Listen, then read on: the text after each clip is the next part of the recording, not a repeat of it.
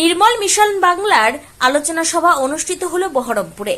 মাননীয় মুখ্যমন্ত্রী মমতা ব্যানার্জির অনুপ্রেরণায় রাজ্যের পাশাপাশি মুর্শিদাবাদ জেলার নির্মল মিশন বাংলা পশ্চিমবঙ্গ সরকার কর্তৃক একটি সচেতনতামূলক শিবির ও সেমিনারের আয়োজন করা হলো আজ বহরমপুর রবীন্দ্র সদনে। এদিনের এই আলোচনা সভায় মূলত প্লাস্টিককে কিভাবে বর্জন করা যায় সেই নিয়ে আলোচনা সভা অনুষ্ঠিত হয়। শহর ও অঞ্চলের পাশাপাশি বিভিন্ন পঞ্চায়েত থেকে আবর্জনা ও বর্জ্য পদার্থ প্রত্যেকটি বাড়ি বাড়ি থেকে কিভাবে সুনির্দিষ্ট মাধ্যমে মধ্যে দিয়ে নিয়ে আসা হবে সেই নিয়েও আজকের আলোচনা সভা। উপস্থিত ছিলেন মুর্শিদাবাদ জেলার জেলাশাসক সহ সকল সরকারি আধিকারিকবৃন্দ।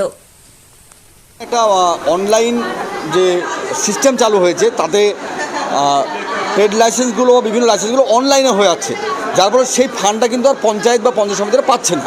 যার ফলে ওন ফান্ডে যে আগে একটা বৃদ্ধি হতো বা ওন ফান্ডে একটা ফান্ড তৈরি হতো, ভালো একটা ফান্ড পাওয়া যেত যেখান থেকে এমার্জেন্সি কিছু স্কিমও নেওয়া যেত। আজকে সেই ফান্ডটা কিন্তু ম্যাক্সিমাম পঞ্চায়েত বা পঞ্চায়েত সমিতির নীল জায়গায় চলে আছে, যার ফলে তারা কোনো নিজস্ব কোনো সিদ্ধান্তই নিতে পারছে না। তো আজকে আপনাদের মাধ্যমে একটা বার্তা আমরা দিতে যাচ্ছি, একটা অনুরোধ রাখতে চাইছি মাননীয় সরকারের কাছে, যে অন্তত পঞ্চায়েতগুলো এবং পঞ্চায়েত সমিতিগুলো ঢুকছে তাদের ওন ফান্ড যেন তারা একটু বাড়াতে পারে, সেই অ্যারেঞ্জমেন্টটার কিছু সুরাহা অন্তত সরকারের তরফ থেকে করে দিতে পারলে বা ডিএম পর্যায়ের দিক থেকে করে দিতে পারলে পঞ্চায়েতগুলোর নিজস্ব ক্ষেত্রেও এসবিএম হোক বা বিভিন্ন এমার্জেন্সি কোনো কাজের ক্ষেত্রে কোনো সিদ্ধান্ত গ্রহণ করতে পারবে। ওন ফান্ডটা বন্ধ করলো কে?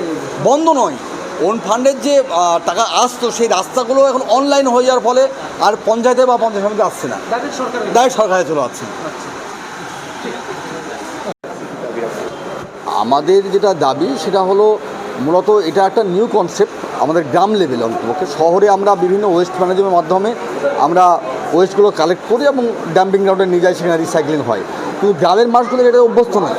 সেই যে কাজে অভ্যস্ত করতে আমাদের কিছুটা সময় লাগবে এবং এই কাজে যে বিভিন্ন ফান্ডিংয়ের ব্যাপারটা, সেই ফান্ডিংয়ের ক্ষেত্রে যেন আমরা এই যে এসবিএম সেখান থেকেই সব খরচটা করতে পারি, তার জন্য কিছুটা আমরা আবেদন রাখতে চাইছিলাম পঞ্চায়েত লেভেলের। কারণ পঞ্চায়েতে মাত্র দুটো ফান্ড আমরা পাই, 5th এবং 15, তাতেই টোটাল ডেভেলপমেন্টের কাজ করতে হয়। কিন্তু এবার এই এসবিএমের কাজটা যদি সেখান থেকেই করতে হয় তাহলে অটোমেটিক কিন্তু ফান্ড শর্ট আমাদের হয়ে যায়। এইটা যেন এসবিএমের একটা ফান্ড আছে, সেখানে ক্রাইটেরিয়া আছে যে এই কাজগুলো করা যাবে, এইগুলো করা যাবে না। তো এই যে করা যাবে না সেই ব্যারিকেডটা যদি তোলা যেত তাহলে এসবিএমের কাজটাকে আরও আমরা ফাস্ট করতে পারতাম। উনি বললেন এগুলো তো কিছু ক্রাইটেরিয়া বেঁধে দেওয়া আছে, সেন্ট্রাল থেকেই বেঁধে দেওয়া আছে ভাই আছে, সেই ক্রাইটেরিয়া তো আজকে আমরা এখানেই ব্যারিকেডটা তুলে দিতে পারবো না, সেটা ওনারা জানাবেন ওনাদের এতে, কিন্তু কাজটাকে আমাদেরকে এগিয়ে নিয়ে যেতে হবে। মীর আলমগীর, হরিয়াপাড়া পঞ্চায়েত সমিতির সভাপতি।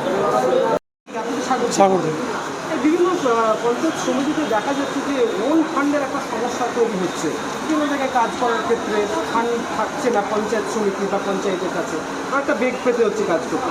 এটা নিয়ে কী বলবেন, কী আলোচনা?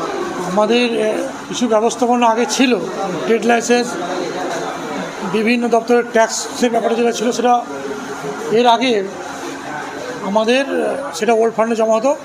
ওল্ড ফান্ড সেক্ষেত্রে কী করতো, কোথাও এমার্জেন্সি বৃষ্টি হলো, সেখানে মানুষ হাঁটতে পারছে না, তখন ব্রাশ বা ডাস্ট ফেলে মানুষের চলাচলের ব্যবস্থা একটা পঞ্চায়েত সমিতি ব্যবস্থা, পঞ্চায়েত ব্যবস্থা করতে পারত। আজকের দিনে কী হয়েছে, সে ব্যবস্থাটা অনলাইন হয়ে গেছে, সে টাকাটা পুরো সরকারের হাতে যাচ্ছে। সরকার সাধারণ মানুষের ক্ষেত্রে খরচা করছে, যেহেতু সরকারের যে ব্যবস্থাপনাটা অনেক টাইম সম্পর্কের ব্যাপার, সেক্ষেত্রে এমার্জেন্সি যে কাজ আমাদের কিছু কিছু এলাকাতে হচ্ছে না। সেক্ষেত্রে আমাদের অনেক ক্ষেত্রে মানুষের সামনে পড়ে মানুষের কাছে অনেক কথা শুনতে হয়, অনেক দাবি দাওয়া শুনতে গেলেও আমরা সেক্ষেত্রে করতে পারি না। আমাদের অনেক ক্ষেত্রে অনেক সময় কী হয়, বাড়িঘর ঝড়ে পড়ে যাওয়ার পরে চারটে যে বাঁশ লাগিয়ে তিরপল হয়তো আমাদের ব্লকে পাওয়া যায়, তিরপলের সঙ্গে সঙ্গে আরও কিছু সরঞ্জাম যে লাগে, যেমন বাঁশ, কিছু বাতি দিয়ে একটা মানুষের যে কুইক ব্যবস্থা করে দেওয়ার যে ব্যবস্থাটা, সেটা আমাদের মধ্যে আজকের দিনে নেই। সেটা যদি ওল্ড ফান্ড থাকতো, ওল্ড ফান্ড থাকলে কী হয়, কোনো মানুষ হয়তো একটা ছোটো বাড়ি করে ব্যবস্থা আছেন, ওর বাড়ির মাথা হয়তো উড়ে গেল, শুধু তিরপল দিয়ে তো হয় না, তিরপলের সঙ্গে সঙ্গে বাঁশ খুঁটি দিয়ে ব্যবস্থাপনা যদি করা যেত তাহলে মানুষটা সুস্থ হবে, আবার তারপরের দিন সে ঘরে বাস করতে পারত। সেক্ষেত্রে একটা সমস্যা আছে।